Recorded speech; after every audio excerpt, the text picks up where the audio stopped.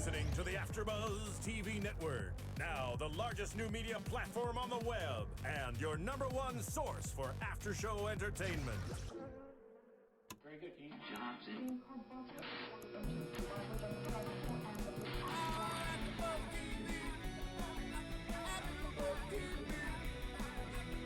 From the AfterBuzz Studios in Los Angeles, California, presented by Maria Menounos and Bing.com, and streaming live thanks to Akamai Technologies. This is AfterBuzz TV's House of Cards After Show. We'll break down tonight's episode and get you all the latest news and gossip. And now, another post-game wrap-up show for your favorite TV show. It's AfterBuzz TV's House of Cards After Show. Good afternoon, good morning, good evening, AfterBuzzers. Bing is for doing. And this week, today, we're doing Chapter 6 of Netflix exclusive series, House of Cards, starring Kevin Spacey and a host of other talented actors. I'm your host, Thaddeus Massey, and joining me is... Hi guys, Emma K. Hi, Sofia Stanley. And I'm John Comerford. Amazing episode this week, coming off of another great episode. This episode seemed to concentrate more on Frank, Claire, and this gosh darn education bill. Yeah. Hijinks yeah, going exactly. on. Everything that's coming because of that. Okay, so we start the episode off. Claire invites Edward Meacham, the chief congressional security for Frank. Frank security, yeah. For Frank, in the house for some coffee. And something goes Yeah, down. yeah. I was right there. I was just going, really? I was. Why is he going in there? Nothing good could come from going in there. Okay, let's talk about that for just Like, really briefly. I wanted to What throw does the he do? implausibility flag. I thought for sure. No, he's not going to go in. Is it Why would he- insulting for him not to go in? It's like, no, I gotta see. It's like, Yeah. no, he's like, you don't turn me down for coffee. Like, what does he expect? Like, does he think it's insulting to her? Yeah, Like, I he don't doesn't know, man. if Well, he he's doesn't go inexperienced. inside? He's inexperienced to some degree. He is No. a little Yeah. inexperienced. I mean, shooting into the dark is Yeah. Also, I think two things went through my mind at the same time. The first was, and it was back to my earlier prediction. I was like, oh, see, they're having an affair. Yeah, Do you know what I yeah, mean? yeah, Like, yeah, that was my exactly. thing. I was like, oh, they just play this little banter thing, or Yeah. they're gonna have an affair. Like, that was my first thought. Really? My second thought was, Claire is equally as not equally, but she has a similar presence about her as does Frank, Right. in terms of convincing people to do things. So the way that she gets kind of was like, oh, you need some coffee. The way she said, I'm not going to take no for an answer. Right. There is something about her, even though she's very subtle and very, doesn't do big movements, you still kind of seem like you don't really have a choice in the matter. Yeah, so I definitely felt like he really didn't have a choice but to go in and get coffee. Yeah, and after Frank talked to him when he was down at the Peachoid. Yeah. Remember how he said, I want you to do exactly what I tell. Oh, that's the kind of stuff that he said that he'd meet you. But I still am going, but you're leaving your post. I mean, that's like, day one, you don't leave the post. I mean, it's the thing, top 10 things you don't do as a security detail. That's true. Is leave your post. That's So- true. I mean, that you can argue either side of that thing, which is really crazy because, I mean, Claire she's in charge of a lot of people and things and responsibilities, and when she says or suggests something, it's a very authoritarian tone. Like, you're gonna come and have coffee. I'm not really asking. I'm just being nice. You're gonna come inside and have coffee. And I think the reason he went inside is because he had in some way made himself feel comfortable already, because he opened the door when he had the key and placed the flowers inside the house. So in a way, he's already comfortable going inside the house. Yeah, but Frank told him to do it, didn't he? And Claire's telling With him the now. flowers. Yeah. So Right. I don't know, the whole thing is like, And the wife is kind of an extension of the husband as far as that service role is concerned. So, if you guys want to weigh in on that with Meacham, I feel bad for Meacham. It was still stupid for him to fire into the dark. oh yeah, that was like, as soon as I was like, what are you doing It's discharging your weapon? Why are you, who are you shooting at? What Yeah. are you shooting, like, dudes running into the dark. You have no idea who else is down there. So, if you guys want to weigh in, 424-256-1633 on that one. But did anybody freak out? As soon as the weapon, that's gonna come back. That dude's fired right there. Fired on the spot. Absolutely. Badge Meacham.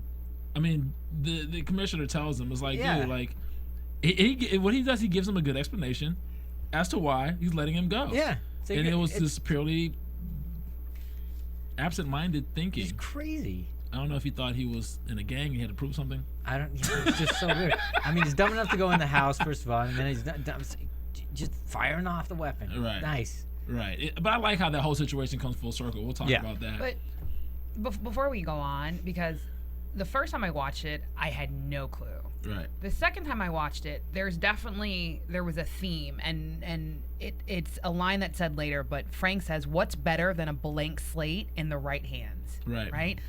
Frank obviously likes people like Russo, obviously even like Zoe, who to some degree either kind of do something wrong, but can be managed and or manipulated. He likes to control. He's Exactly. really good at it. Well, now you got to think about it. Now you got. Now he's really got Meacham. He got the Secretary of State. Yeah. He's got Meacham, and now he's got Russo who all owe him. Yeah. And he's manipulated the situations for them to owe him. Yeah, that's what he's best at. He's best at getting people in a position where he's got huge leverage over them. They're going to do whatever I want them to do, and they owe me in the process. Right. Exactly. And as is kind of alluded to later on with Steve, and as we can even see with Zoe, and he probably was worse in his younger years, that Frank does a lot of dirt.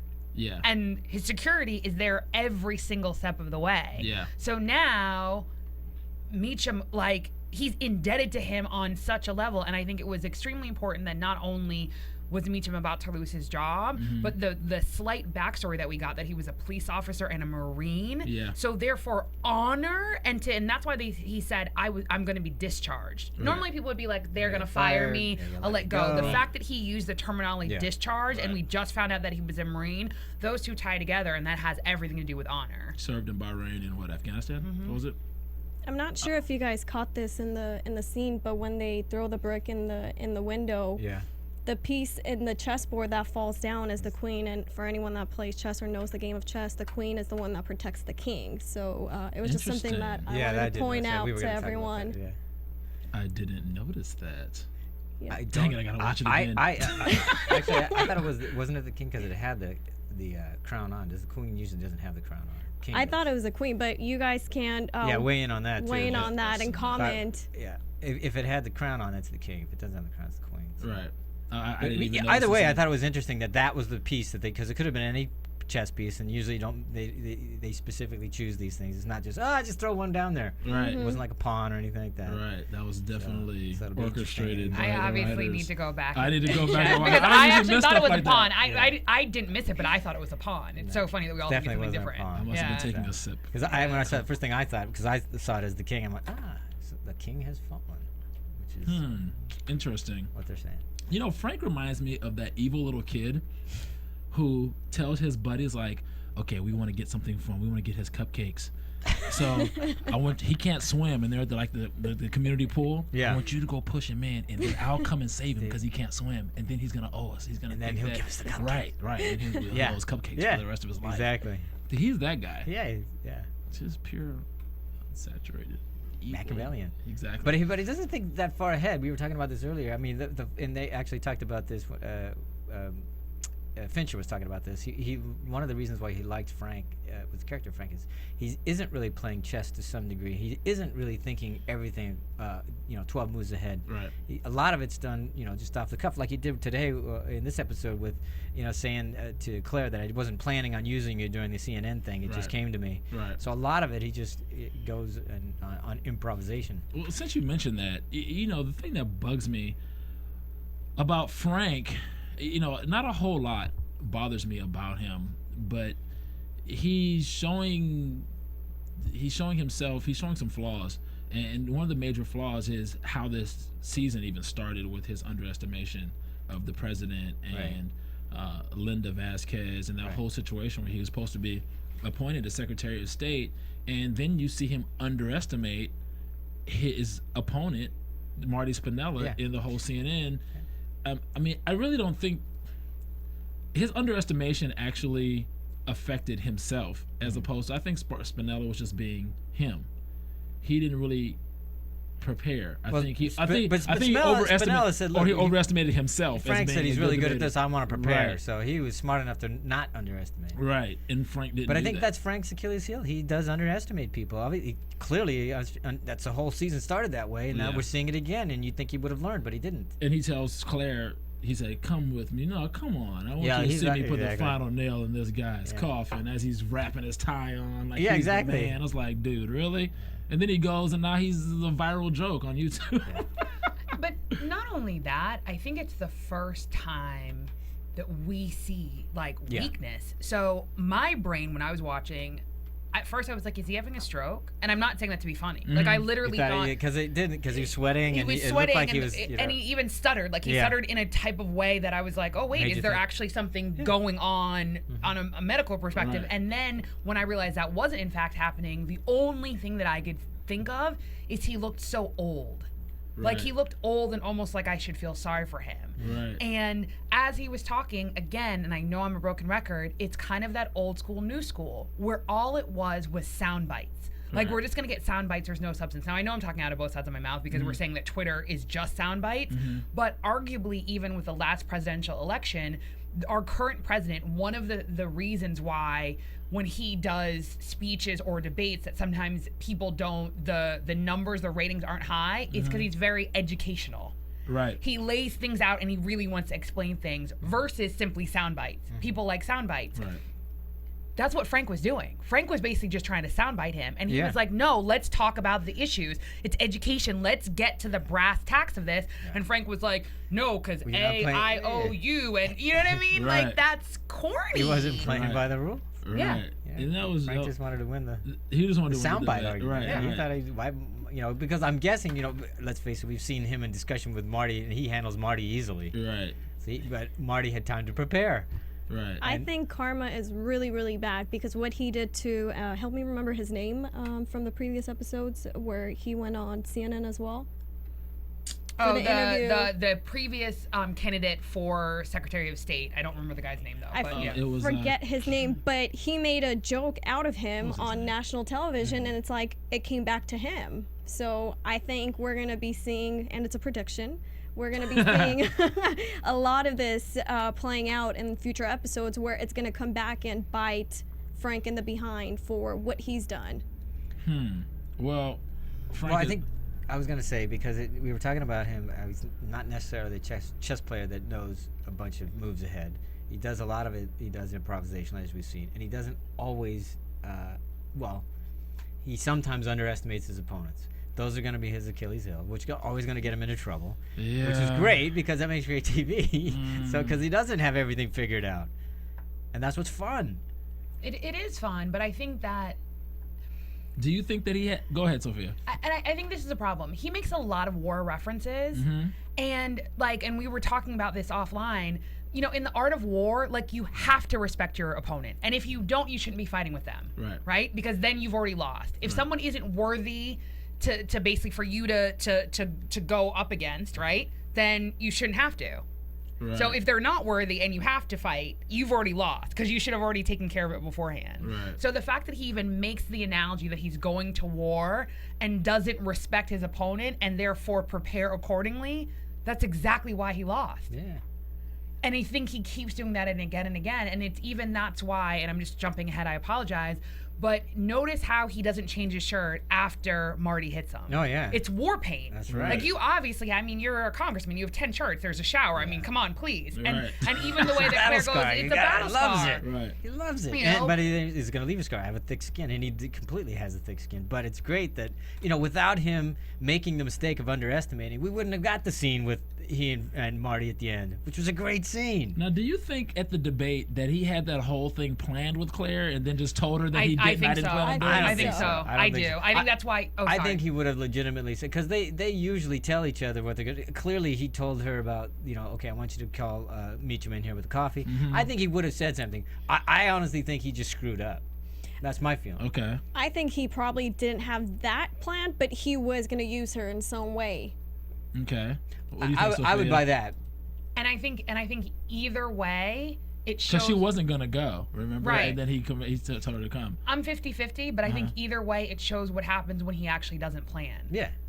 Like he Right. even though I think there's a difference between improvising without tools and improvising with tools, right? Right. I think the problem is he didn't actually have his tools in his arsenal. Right. So, but I still think that's why He was reaching. So you think he was just reaching? completely, and I think also too, how do I even explain this? The fact of the matter, the fact that of all words Marty said prop is exactly the opposite of theoretically the nature of Claire and Frank's relationship. Because if in theory she was just a prop, then she would be like every other she's clearly not a prop. stereotypical. But he did try to wife. use her as one in that particular instance. With that, And I think that's why it backfired. Yeah. You see what I'm trying to say? Because anytime Frank goes against Frank's, I guess, gut of how he normally plays things. Like normally they're very strategic. Like even that's why she says, I don't like leaving things to fate. And she goes, I don't mind that you improvise. I mind that you didn't do it well. Yeah, that's you know what I'm saying? So basically she's saying again, you're slipping, dude. Yeah. Right. You know what I mean? Like, he's screwed up, not all over the place, but he's able to rebound. That's what I like about him. Is I mean, seriously, if he doesn't make that mistake, and I, as I'm watching the CNN thing, and I thought Marty was doing a great job, and I thought for me, Kevin Spacey was playing it like, oh shoot, I've screwed up, and he's getting me. I didn't think it was that stuff that Sofia was attributing to maybe a mental thing or a stroke or whatever. Right. I thought was legitimately, oh shoot, I didn't think he'd have, because every other conversation I've had that we've seen with Marty, clearly Frank's been able to handle no problem, and he didn't think that Marty was going to take the time to study, read up, rehearse, all that kind of stuff, and then he suffered because of that. But had it not been for that screw up, the scene at the end was amazing. I mean, we would never have had that without that screw up, that public screw up. That's true. And one of the reasons that I absolutely love this show is there were at least, and I can't recount them, but there were at least 7 different times in the show that I called things wrong.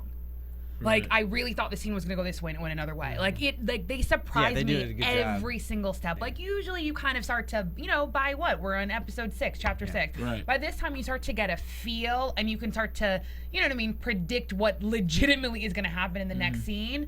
And I'm so astounded because they make these characters not just so complex, but so real. Right. Like, their dimensions are organic to the actual how the characters are growing and evolving as a real human being, but at the same time, like I'm caught off guard in the best way. I like how Claire actually showed some support, even she said what she said about, I don't mind you improvising, I just wish you had done it better. And I don't know if you guys caught it, but she grabbed his hand, and she held his hand. It was kind of blurry in the background, but because they were focusing on Frank looking out the window, like see, that's why I really thought it was legitimate. I don't think he was that. I don't think Frank is that good of an actor with his wife. I thought he was legitimately like, oh man, I just thought he looked mortified. I thought he was really embarrassed and ashamed of how horrible his performance was in that debate. And I think he was legitimately upset about it. But for me, talking about thinking things are going to go one way and they actually go another way, when I first saw that scene, I really thought she was really going to be cold with him based on how he just royally screwed up. But she walked away in the middle of the thing. Remember, she turned her back and started walking away. You're right. But I mean, like in the car afterwards. Yeah, exactly. I thought she was warm and supportive and nurturing, and I really didn't think she was going to go that route. I thought she was going to be like, you screwed up, you dummy. Like I thought that was going to be her vibe or her tone, her energy was going to be like that, and it totally wasn't. So I was surprised. I'm now looking at Claire like, oh, well, maybe she doesn't have a. Well, I think she was that way because she knew that he knew how bad he screwed up. Because he already didn't want to kick him while he was down. Yeah. Right. So and he needed some lifting up at that moment. Yeah, he definitely needed some lifting up. Yeah, it was just terrible. That was horrible. That was awkward to watch. It was how awkward. bad it was. But what's funny about Frank is that he might screw up at one thing or whatever, and I think while he goes to figure it out, like he said, let me go clear my mind. Yeah. And he's in there polishing all of his shoes, which are all the same. It's kind of a different way of getting ready for battle too. That I thought that parallel shining was going on. Boots. Shining boots, and exactly. Yeah, because he has to figure out, because he has so many things going on, how he's gonna. It's kind of like, okay, I'll let the universe. It'll come to me while I'm. Yeah. Let me give myself some space, some energy to kind of regroup, and he needed to do that. He needed to go. That it was kind of like a war room, more strategy of his own mind, and say, okay. And one thing it seems about Frank in regrouping is that he doesn't concentrate, and this is like being an athlete. Being an athlete is like this. If you play like football or you play basketball, you miss a shot, you fumble the ball. If you're sitting there constantly dwelling on missing that one shot or fumbling the football or whatever, you can't continue to win the game because you got to have focus on the selective plays. amnesia, man. Exactly. So you have to forget about that, and you have to move forward. And I liken Frank to that because he just like you said, John. He rebounds from situations very quickly, and he has the big picture in mind, which is going back to not taking the money from Remy and whatnot. I think he has a big picture in mind why he didn't take that 1.5 million or he didn't want Claire to take it. Exactly.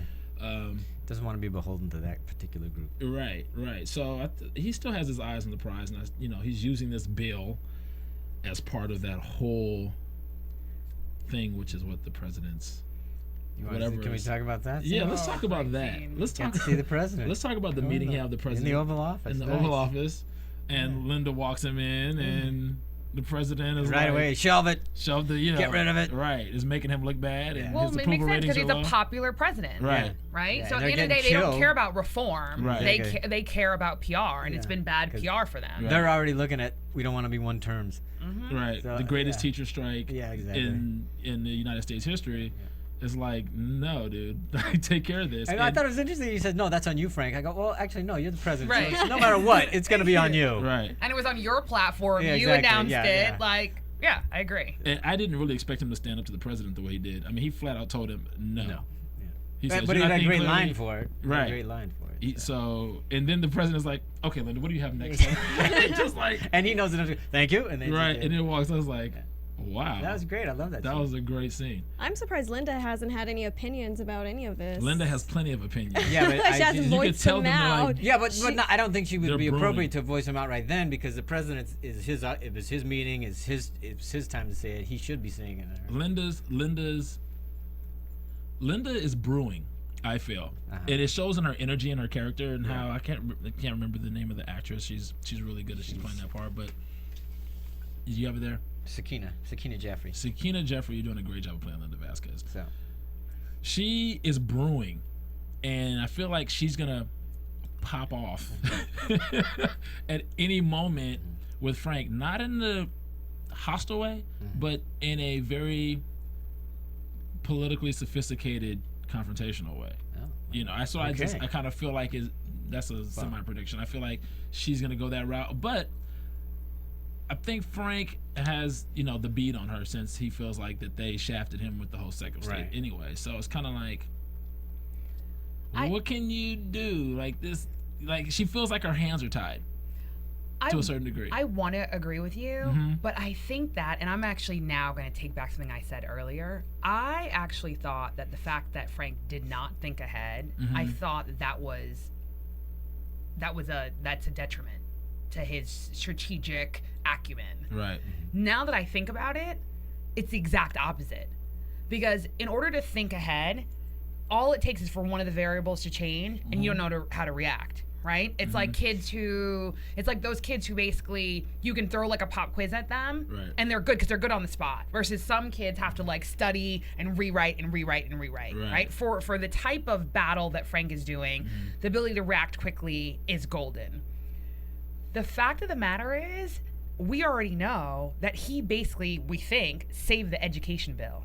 Right? So he did a multiple of things. He got rid of the former guy who was supposed to be head of the education bill, got him out of the way, right? And got him in line with him in a way that he basically was like, thank you, Frank, for getting me out of the way, right? Yeah. He stood up to Linda on multiple occasions, right? And even the whole with the collective bargaining and the teacher evaluations. Remember when he like went against her? Like she said to him, the president, and he was like, oh no, we're gonna go another way. And she looked at him like, wait, what? Right. At the top of the episode, basically he was like, no, count on me. Like, I need one more week. And she's like, no. And he's like, count on me. Then he goes and he stands directly up to the president in front of Linda. And the president doesn't say anything. So now he's showing his swag. He's showing his swag, right? And again, like, think about it. It's like they're different branches. Even though the president is technically his boss, he's not. Like, they're different branches. And now, because we know what happens, he gets the education bill. So he basically just showed to the president and Linda, like, I'm legitimately that good. That I control everything. And in saying no, basically what he's saying is, no, I'm not going to do it. So now you basically have to come to me for anything you want because I'm letting you know I'm that guy. I'm that guy. I'm the go-to. Yeah. So I actually don't, and I think yes, she is going to brew. Yeah. But She's I definitely don't know brewing. if she can counter him What do you at say, all. Jay? Yeah, she can. They're president. And the president can go to the DNC and go, okay, look, you're not helping him. They can do that, and they might. Right. I wouldn't. I mean, they'd figure out another way, but they could. They could make it all kinds of trouble for Frank if they wanted to, but they're not gonna. And I'm gonna just piggyback off the last thing that John said. The way that they're setting up these characters, they're not that dirty. Well, certainly that president. I don't think the way they've shown the president so far doesn't have the backbone to actually go up against him. Clearly, he just fell down this time. But so I don't think that's going to happen. But I would love to see the Linda thing. I'd love to see the political explosion or whatever that you were postulating. Yeah. I think that would be a lot of fun. But I think Frank, as far as that situation is concerned, I think he's already ahead because he already underestimated them before. Yeah. So just like you mentioned, Sophia, when he went to the meeting and it was like, no, I thought we were gonna she was like, Frank, no, we talked about this. He already knew how he was gonna go. But here's because he had to. Everything he does with them now. Yeah. Has to be set up because you can't make the same mistake twice. You can't. Except he's already. Well, we've shown that he does make the same mistake twice. No, I'm talking about with the same people. That's true. He may the same not. situation. But my question is, and I'm curious what everybody else thinks, not only in the panel, but what's the end game? Because clearly he wanted to get rid of the education guy, just because he wanted to have the, control that string, so to speak. Right. But it doesn't seem like he's really interested in education reform. He doesn't. He's just care. doing it because he doesn't give a what. But I haven't seen that. I don't know if it's been revealed yet, or maybe you guys know. But clearly he wants to let them know. Okay, you got to go through me, and I'm not gonna do just because you want me to stop. I'm not gonna. So screw you. Right. So which is great too. Right. But I'm just going. So this education bill. What's the end game for him? But I don't. Go ahead. Go Thaddeus. Okay, for me, I believe it's a hot topic right now. It's very hot.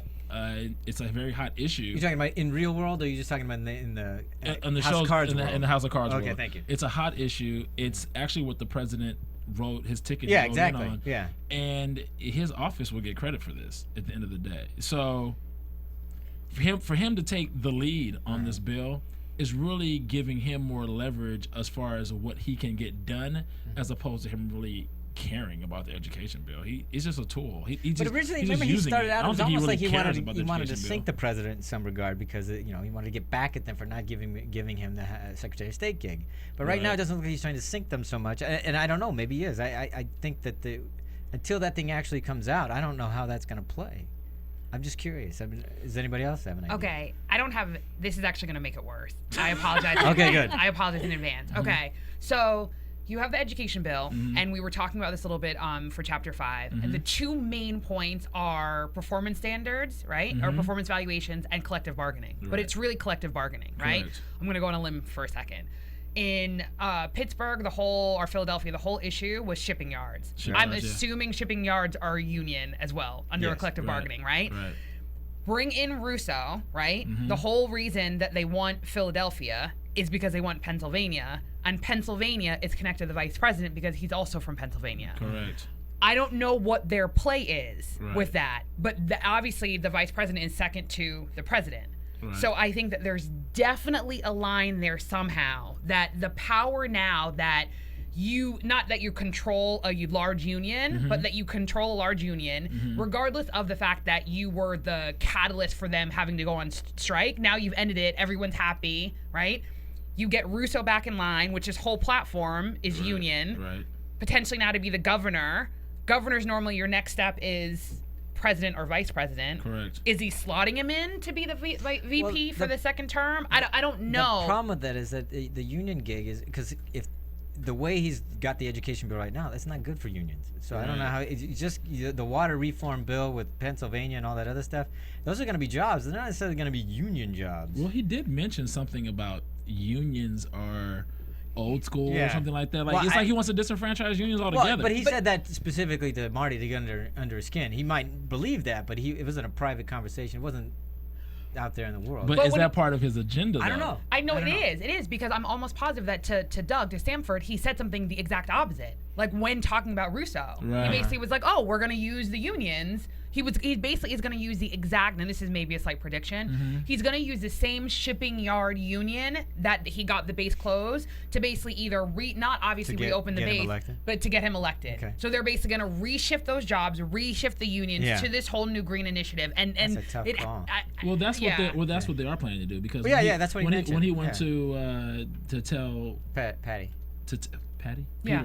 Peter. Oh, I beg your pardon. Patty Whitaker. I told I know the Whitaker. DNC. Yeah, DNC. No, when he went to go talk to Peter and let him know that, look, I kept you on the list. We've got you approved $4 million for funding for your campaign from the DNC, and you're going to work with my wife on the Clean Water Act and the Clean Water Bill to open up whatever it is into the port of something or something. Delaware River. So that's going to be a $200 million project. And it's going to create thousands more jobs. Yeah. So people, while they're wallowing in their whatever, blah, blah, blah, everybody doesn't really even though he was getting a bunch of emails and whatnot regarding the shipyard being closed, people on a day-to-day basis aren't just going to say, it's that darn congressman, blah, blah, blah. People, a regular person who works a regular job is going to be like, oh, well, I have a new job Is now. is this the situation? Something happened. I don't know who to exactly point the finger at. I'm sure he probably got a lot of emails, but there's 12,000 people. He didn't get 12,000 emails. So the thing is, the people are only going to know who saves them in the end. So if he comes back and he provides thousands of jobs with this new situation with Claire, well, yeah, they have to do that because otherwise he's going to be known as the guy that closed down the shipyard. They got to spin it somehow. Exactly. But the thing for me is I'm trying to figure out whether or not that's going to backfire because he might start feeling himself, this guy. Do you guys really believe that Frank believes in Russo, that he's going to win this thing? No, I think what he says is, you're going to be a hell of a candidate. That's exactly where I was going. I was like, so you don't think he's going to be a winner?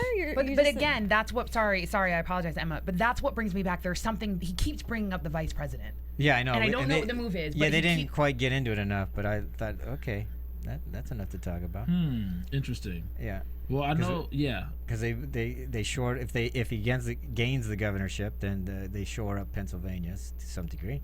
But like he said, think bigger. He says, going, what are they going to get rid of the vice president? Then have somebody else come? What is that all about? So, but hopefully we'll find that out. Yeah, that's going to be very interesting. I think that as far as the writing is concerned, they've kind of likened this new popular president. And Joe Biden, like the whole Joe Biden or Barack Obama, like you have the young core president, then you have the guy who's he's old school, but he's cool, and his support, him being there, is kind of just helps shore up the younger popular president. I think they kind of did a parallel with that as far as the writing is concerned. So I think there's definitely something that's going to happen as far as the vice president is concerned. And Frank, he's definitely got something. They're not going to drop a line like that and not follow through on it, I'm guessing. Yeah, but I mean, as always, we always really want to know how you guys feel, whether or not you think that any of this is connected or whether or not we are going on a completely wrong tangent. And the way that you can tell us how you think how we're doing, or more importantly, your own theories on House of Cards, is by going to iTunes. So simply go to itunes.com, you type in House of Cards AfterBuzz TV, and our podcasts come up. And what you can do is you can rate, comment, and subscribe. So you can rate how well we're doing. You can subscribe so that you get the podcast the minute that they're available. And then you can also comment and basically, you just really talk to us about your theories on the show. And we really love to interact. A lot of your theories help us in really formulating how we think things are going to go and more predictions. And always tell a friend. A lot of people don't know that we have a House of Cards podcast. And also tell a friend in general about AfterBuzz TV on iTunes, because we have, if there's a show worth watching on TV, we have a podcast. So as always, tell a friend. Over 60 shows at this time. Yeah, over 60 shows right now in the lineup for spring. So again, for House of Cards, just go to itunes.com, AfterBuzz TV, House of Cards, rate, comment, subscribe, and tell a friend. Frank has these intangibles, and these intangibles are Claire and Stamper. I think he could have used anybody as far as Zoe's concerned. He found somebody that, he has these people that he can kind of shuffle around. I think this episode really showed the audience that the people that are his intangibles that he can absolutely have no production without is Stamper and his wife. Yeah. I agree. He can't really operate without them. It'd be interesting to see, I'm sorry to interrupt, but it'd be interesting to see what he would do without Claire.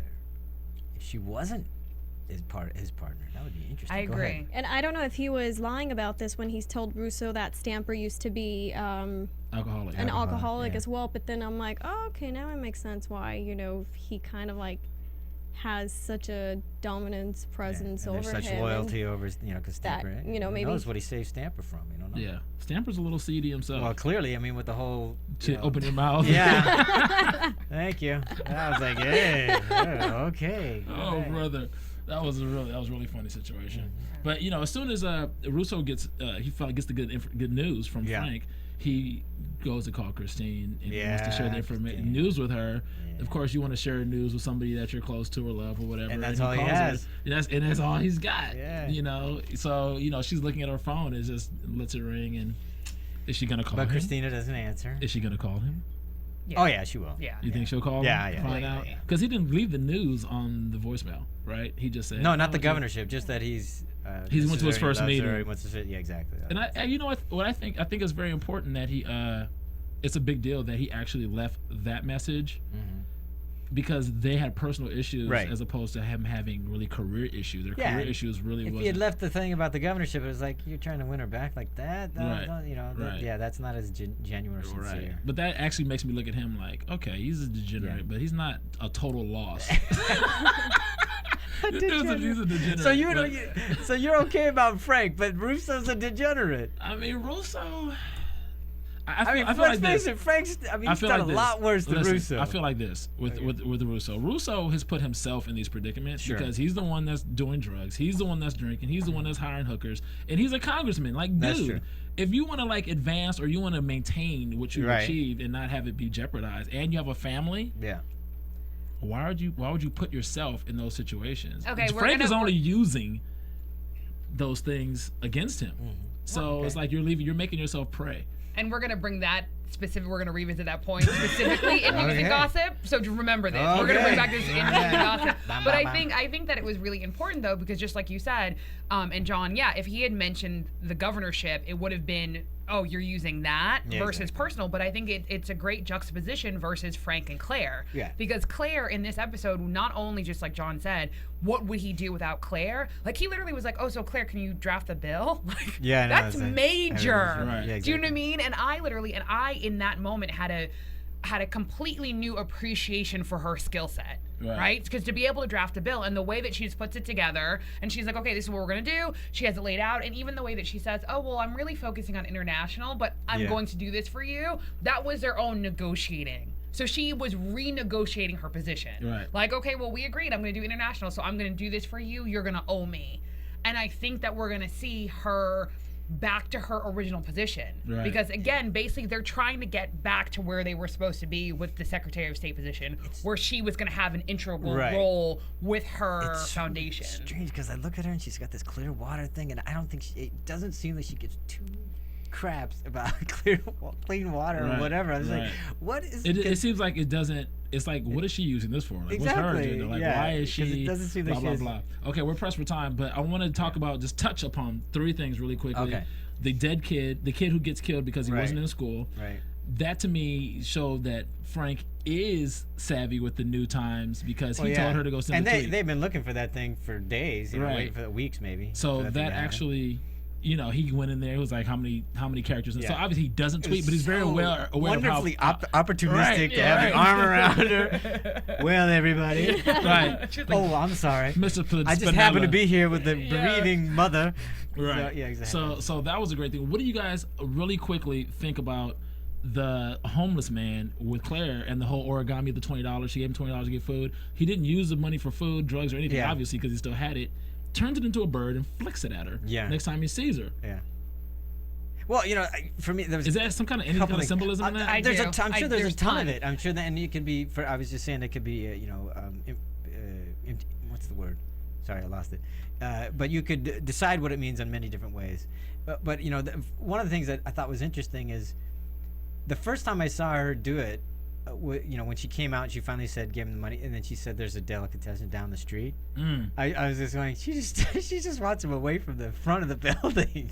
That's what I interpreted agree. that. Okay. Because I'm just going, yeah, she just doesn't want to see that every day. Go, basically go away, go down the street. Right. The other thing, there's a whole thing about how we talked about her in the last after show about money and how it was money for her, $750,000 or 1.5 or 80,000 from this guy, and how money is power to her to some degree. Here she is giving him money, and it has no meaning or value to him, and it's just a thing to be creative and artistic with, and then he throws it right back at her. So obviously the money doesn't have the same meaning to them. And I thought it was interesting that this homeless person, almost in a way, said, you're poorer than I am, so you need this more than I do. And I'm going to make it even nicer for you. It was funny about that. When he flicked it at her, it was kind of like, screw off. You thought it that way? That's exactly how I thought about it. Yeah, to me, I was like... I didn't see him throwing it at her. I just saw him throwing it at her feet, but not flicking it with any kind of... It was like the way he did it. Yeah, you said, okay, so that's what you got too? Right. Okay, yeah. It was like, really, you know what? Like, yeah. Kick rocks. Because on one hand, every once in a while I think, okay, there might be a little bit of compassion. Then the way she does it, I go, well, no, I don't think that's compassion. I think she just wants him out of the way. I don't want to see that every time when I go in my office. But I think there has to be some symbolism. Clearly. The cemetery, and again, that was a swan. Yeah. The older lady right, at the right, coffee shop. and that was a swan, right? So again, like ugly duckling into a swan, right? And also, I think that, just piggybacking off what John said in terms of control, she told him what to do with the money. Yeah, exactly. You don't give someone money and then tell them what to do. Always a but string that's attached. but that's a string attached. Number two, he wasn't asking for money. Right. And I think that is the overarching sentiment. It's basically saying also, too, in a nice way, you can't buy me. Yeah. So it really is, regardless of that I'm homeless and quote unquote dirty on the street, I don't have a price. Yeah. And literally all this money means to me is I'm just going to make something pretty and kind of like send you away, and like everybody into the water. Else has a price. Right, but you have a price. And it's I so think weird. Did you feel like when she gave him that, did you feel in any way that she was doing it out of compassion? Not at all. Like, that's so weird. Not at all. And I think that also, too, and this is going to sound like a weird fashion comment, but I think, Thaddeus, you brought it up, and maybe I just didn't notice, but I didn't realize prior that she was wearing Louboutins. She always wears them. I never noticed, but to me, they did a shot. Emma saw that. But they did a shot on it more deliberate than normal. When she picked up the and even when she was walking away the first time she saw him, right? Exactly. So to me, again, it's what's your price? Right. Do you know what I mean? Like, there's no other reason to show someone wearing $1,500 shoes. Right. But here it is that this homeless man is taking this little piece of paper, and in his mind, all it is paper to make something beautiful and send you away. But I think it was also him telling her that I'm not, just a piece of pawn you can move. I'm still going to stay here. I'm not moving anywhere, so you could have your money back. Right. Interesting. So I would love to hear what other people have to say. Let's go to news and gossip. Oh, wait. Before we go, I know we're running person. We gotta talk Steve. Oh, yes. Oh my God. We gotta talk Steve. Oh my gosh. I feel okay. So really quickly, sorry, Marissa. Give us a couple more minutes. Yes, yeah. The thing with Steve. Oh my goodness, this Disgusting. situation. Because we talked about how meet him, and then that's how Steve came up. Who was the original detail in the very beginning when he killed the dog in the street. Yeah, exactly. So now this guy has stage 4 prostate cancer or whatever. Pancreatic. Thank you for correcting me on that. Is pancreatic cancer, and he's in the hospital. She goes to see him the first time. His wife tells him like, "Oh, Frank couldn't make it. Sorry, he's praying for you." Oh, yeah. And then he's like, I mean, you're gonna get pretty real on your deathbed, right? Yeah, exactly. Keep it real. It's like I don't care about you guys being whatever anymore. It's kind of like he's like, he hasn't prayed in 8 years. I've never seen him pray. Yeah. Kind of thing. What do you go ahead? But I'm just the last time she sees him is just. Well, he texts her. He texts her and says, "Please come," and whatever. I'm just going. The whole scene was odd. I mean, first of all, it was weird for him. I mean, I get it. You're on your deathbed. You want to profess this thing. I guess that's fine and dandy. But the way she responds to that, I mean, it was so humiliating. She debased him. And I'm just going, oh, my God, on his deathbed. It just seems so cruel. Go ahead. Okay. I thought so, too, the first time I watched it. Mm-hmm. And the second time I watched it, I literally was like, she was figuratively and literally taking herself off of the pedestal. And on some levels was actually doing him a service. So would it be better for him to die never having fulfilled his love for her, or realizing, no, she's a cold bad word, right? And he can actually move on. There- Like, I think that's what she was doing. Yeah, absolutely. I agree with you. But I think it would have been much better to let him have his little fantasy. He's gonna die soon. He doesn't need to know the truth. What's that truth? That's his truth. Here's your truth, is what she said. And I'm going, but who cares? He's gonna die. What is it to you? Let him have the thing and go. You're gonna live your life anyway. Okay, now for me, really quickly, this was a very powerful scene, and I think the writers used this scene because they didn't have to bring Steve back. They didn't have to. I think they used this to further establish the oneness between Frank and Claire. They are one and the same person, and by him explaining and questioning his faith and saying, "I never saw him pray," blah blah blah. That in turn was somewhat insulting to her to a certain degree. When she comes back and explains to him, like, when Frank, and she tells him this little story about how Frank came and put a ring on her finger, and Frank is the kind of man, when he wants something, he takes it. He knows what he wants. Blah, blah. It was and like, I'll never have a dull life. Exactly. And this is the line that separates the man that I'm with from the man that you are. And this is why we're can never be.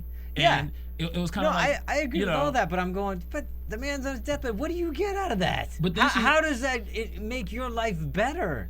But no, take here's that the away thing. From, but she slides her hand under the thing. She starts exactly. She starts talking. But it was like, when she did that, it was a matter of, I'm the same kind of woman that Frank is a man, because she was taking, is this what you want? She didn't ask him. She just did it. Yeah. She did it in an authoritarian, powerful position. He's laying there on his deathbed. But that's the point. That's not very authoritarian. The guy can't do anything about it. But the whole thing is, so that doesn't make her look strong. It makes her look weak. Her whole point was, if you're the kind of man that would warrant being with me, you would have stepped up to the plate out of all those years. I agree a long with all time of that. ago. I agree with all of that. I don't even debate that. Was the whole thing behind her taking charge and sliding her hand. It was like horrible. Exactly. It was a great scene. It was very uncomfortable, and I'm just going, but it was uncomfortable for everybody, I think. It was, but it's like, why? But I'm going. If that was him, I would have been like, yeah, go ahead, slide it back. There you go. Go ahead.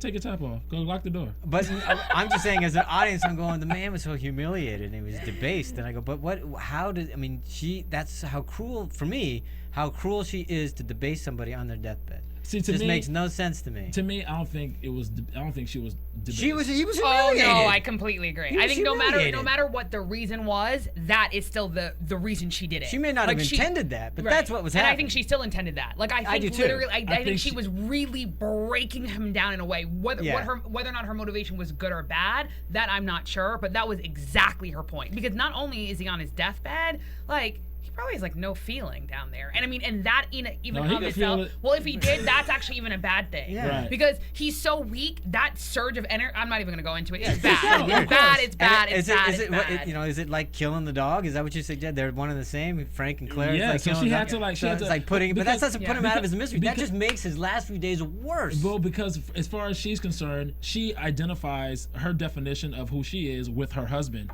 and the fact that he would come and actually put her husband down, and what he was kind of saying was like, yeah, I agree with you. Like, your husband is a piece of what. Basically, that's what he was saying. That was the undertone. I agree with that. I agree with that. It wasn't like endearing to her. She identifies with her being Frank herself. For me, it makes her look even more pathetic because.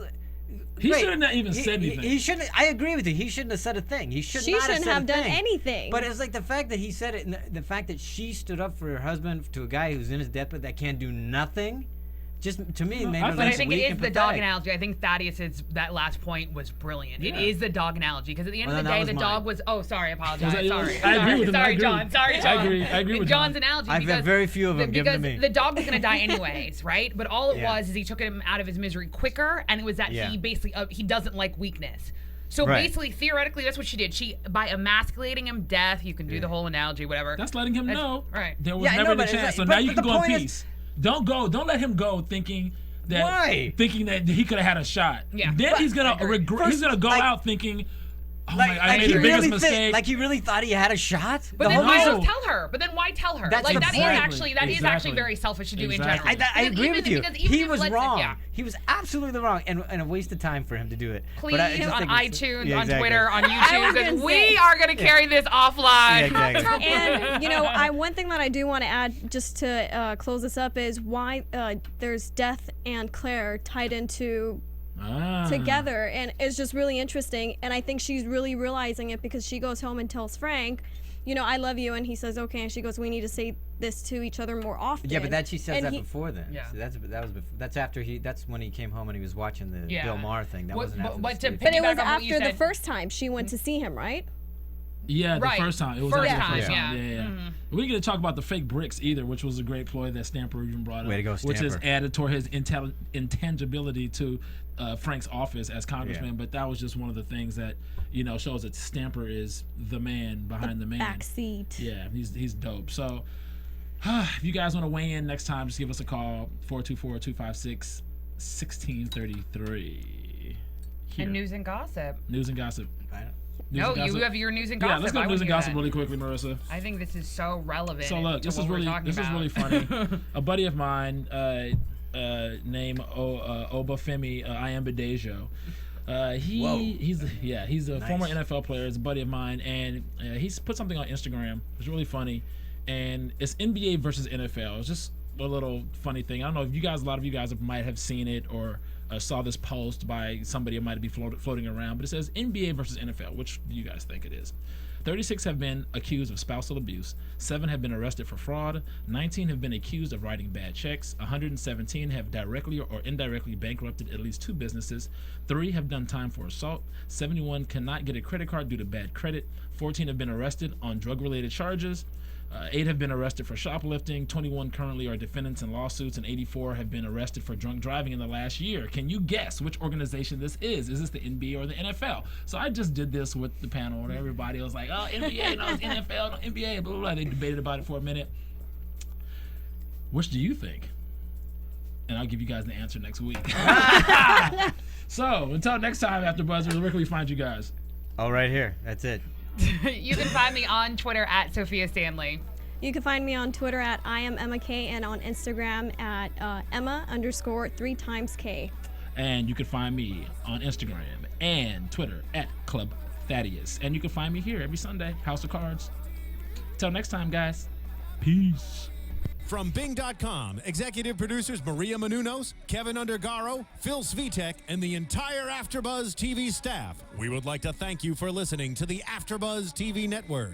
To watch or listen to other after shows and post comments or questions, be sure to visit AfterBuzzTV.com. I'm Sir Richard Wentworth, and this has been a presentation of AfterBuzz TV. Buzz you later. The views expressed herein are those of the hosts only and do not necessarily reflect the views of AfterBuzz TV or its owners or principals.